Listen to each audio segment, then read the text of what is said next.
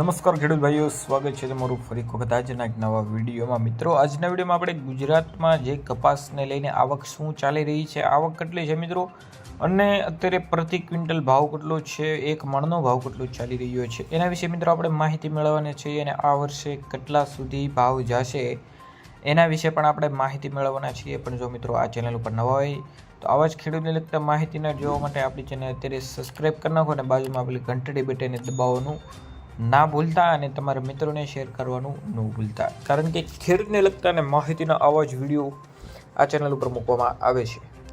તો ચાલો મિત્રો જોઈ લઈએ આજના કપાસના બજાર ભાવ અને આજની આવક। મિત્રો આજે વાત કરીએ તો કેન્દ્ર સરકાર દ્વારા આ વર્ષે મિત્રો 2025-26 સિઝન અનુમાન અત્યારે મિત્રો મધ્ય સ્ટેમ્પલ કપાસમાં MSP 7,710 રૂપિયા પ્રતિ ક્વિન્ટલ મુકાયો છે અને લાંબા સ્ટેમ્પલમાં કપાસ માટે મિત્રો અત્યારે 8,110 રૂપિયા પ્રતિ ક્વિન્ટલ બોલાય છે। એટલે મિત્રો 1,700-1,800 રૂપિયા આજુબાજુ થાય છે અત્યારે। અને હાલની મિત્રો અત્યારે બજાર ભાવમાં વાત કરીએ ગુજરાતમાં, તો ગુજરાતમાં અત્યારે કપાસની મોડી દર સરેરાશ અત્યારે એટલે કે મિત્રો એવરેજ 7,225 રૂપિયા પ્રતિ ક્વિન્ટલ છે। એટલે એક ક્વિન્ટલ એટલે મિત્રો 100 કિલો થાય છે।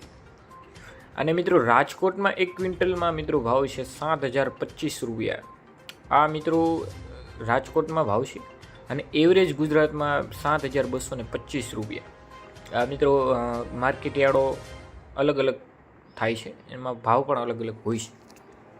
ગુજરાતમાં મિત્રો અત્યારે સૌથી ઊંચામાં ઊંચો પ્રતિ ક્વિન્ટલ ભાવ ગયો હોય તો એ છે મિત્રો 9,179 રૂપિયા પ્રતિ ક્વિન્ટલ। તો એ મિત્રો થાય છે 1,900 રૂપિયા પ્રતિ 20 કિલો। તો મિત્રો આ વર્ષે જે આંકડા આવી રહ્યા છે એના ઉપરથી આપણે સાવ સરળ રીતે અનુમાન લગાવી શકીએ છીએ કે આ વર્ષે કપાસનો ભાવ 1,700થી 1,800 રૂપિયા એવરેજ જવાનો છે।